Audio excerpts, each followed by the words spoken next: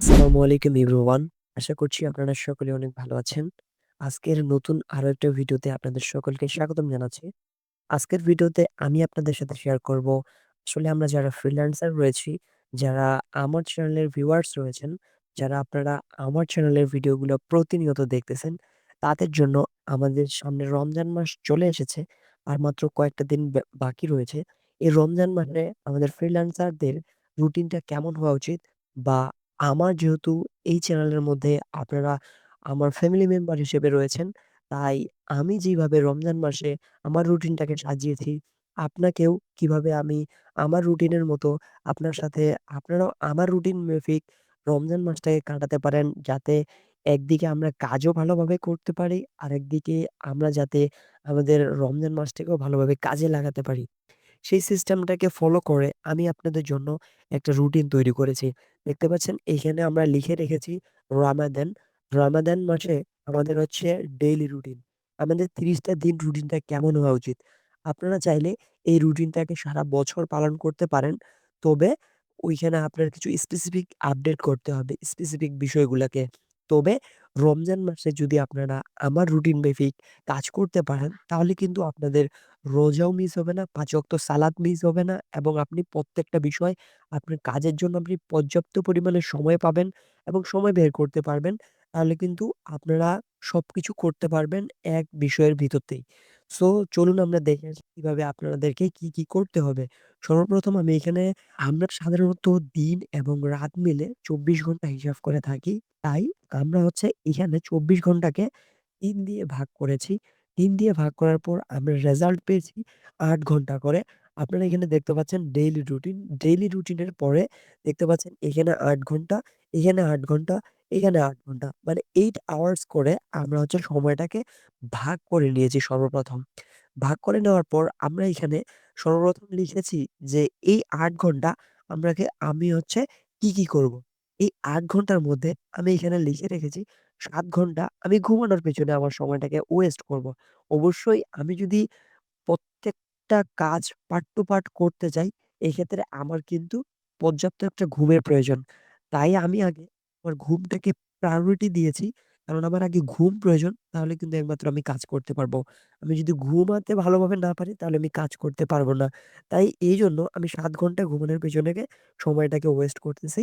এরপর এখানে দেখতে পাচ্ছেন ওই ৮ ঘন্টার মধ্যেই আমি আবার ১ ঘন্টা প্রত্যেকটা দিন গোসল করার পেছনে মানে শাওয়ার নেওয়ার পেছনে আমি ওয়েস্ট করতেছি। এইখানে আমার যে ৭ ঘন্টা আর ১ ঘন্টা মিলে হয় ৮ ঘন্টা। আমার এই ৮ ঘন্টা আমি কি করব? এই ৮ ঘন্টাকে আমি ফিল আপ করে দিলাম। এবং এটা আমি টাইমটাকে নির্বাচন করেছি। আপনারা চাইলে আপনি টাইমটাকে চেঞ্জ করে নিতে পারেন। আমি এই টাইমটাতে এই কাজগুলা করতে চাচ্ছি। তাই আমি এই টাইমটা এখানে সিলেক্ট করে রাখছি। এই টাইমটা ম্যান্ডেটরি না। আপনার যেটা ইচ্ছা আপনি ওই টাইমটাকে ৮ ঘন্টা হিসেবে বেছে নিতে পারেন। এরপরে দেখতে পাচ্ছেন এখানে আবার ৮ ঘন্টা দেওয়া রয়েছে। ডেইলি রুটিনের পাশের সাইডে এই ৮ ঘন্টাকে আমি এইখানে আমার এই ৮ ঘন্টা সময়টাকে নির্বাচন করেছি বা এই সময়টা থেকে এই সময়টা পর্যন্ত এখানে ৮ ঘন্টা আমি এই সময়টা থেকে এই সময়টা পর্যন্ত আমি কাজ করব। এখানে আপনারা দেখতে পাচ্ছেন যে আমি ৮ ঘন্টা টানা কাজ করব। অবশ্যই এখানে আমি টানা ৮ ঘন্টা কাজ করব না। তবে এখানে ৮ ঘন্টা আমি কাজের পেছনে সময় লস করব। সো এখানে আপনারা কি কাজ করবেন এই বিষয়গুলো আপডেট বা প্লাস করে আপনারা ওইগুলাকে আপডেট করে নিতে পারেন। সেক্ষেত্রে আপনাদের আর কোনো সমস্যা হবে না। তবে আমি এখানে নির্বাচন করে দিয়েছি ৮ ঘন্টা আমি কাজ করব। ৮ ঘন্টা কাজ করার পর এইখানে আমাদের কিন্তু ১৬ ঘন্টা মেকআপ হয়ে গেল। আমাদের হাতে আর সময় থাকতেছে অনলি ৮ ঘন্টা। এই ৮ ঘন্টার মধ্যে আমরা ২৪ ঘন্টার মধ্যে ৮ ঘন্টা আর বাকি রয়েছে আমাদের কাছে। এই ৮ ঘন্টা আমি কি করব? এখানে দেখতে পাচ্ছেন ১ ঘন্টা আমি দিনে ৩ বার খাওয়ার প্রদান করে থাকি বা যেকোনো মানুষ আমরা ৩ বার সাধারণত খাওয়া-দাওয়া করে থাকি।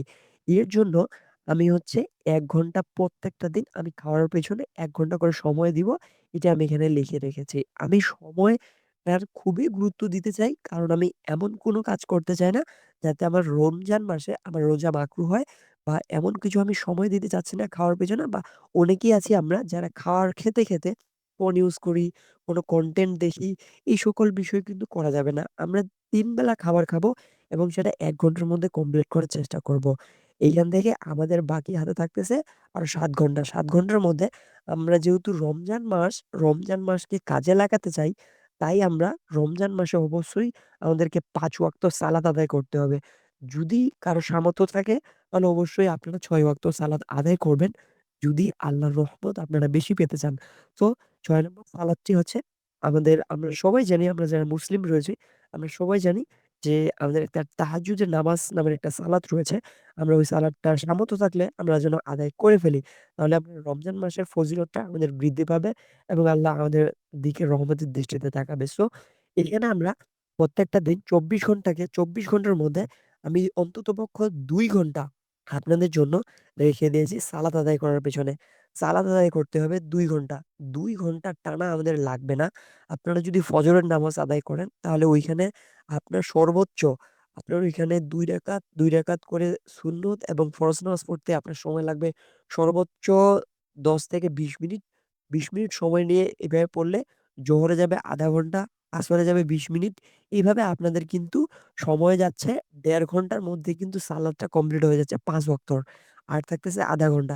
এভরিডে যারা আপনারা ফ্রিল্যান্সার রয়েছেন তারা এভরিডে হলেও আপনারা ৩০ মিনিট অন্ততপক্ষ কুরআন তেলাওয়াত করলে আপনাদের সবথেকে বেশি ভালো হয়। আপনাদের জন্য সবথেকে বেশি ভালো হয়। আপনারা যদি পারেন, আপনাদের যদি সামর্থ্য থাকে বা আপনারা যদি কুরআন জানা থাকে আপনার, তাহলে ৩০ মিনিট আপনারা কুরআন পড়তে পারেন। সেক্ষেত্রে আপনার বেশি ভালো হবে। তো এখানে আপনারা দেখতে পাচ্ছেন যে আমি এই ৮ ঘন্টার মধ্যে ৩ ঘন্টাকে ব্যবহার করে ফেলেছি। আর আমার হাতে বাকি রয়েছে ৫ ঘন্টা। এই ৫ ঘন্টায় এখানে আমি আরো কাজ করব। তাহলে আমার ওইদিকে ৮ ঘন্টা থাকতেছে কাজের পেছনে, এখানে আমার থাকতেছে ৫ ঘন্টা। ১৩ ঘন্টা আমি এভরিডে কাজ করতে পারতেছি। আমি ৫ ওয়াক্ত সালাত আদায় করতে পারতেছি। আমি ১ ঘন্টার মধ্যে খাওয়া-দাওয়া শেষ করতেছি। আমি ১ ঘন্টার মধ্যে শাওয়ার নিচ্ছি এবং আমি ৭ ঘন্টার মধ্যে ঘুমের পেছনে সময় দিচ্ছি। এইভাবে আমি আমার রুটিনটা সাজিয়েছি ২৪ ঘন্টার মধ্যে।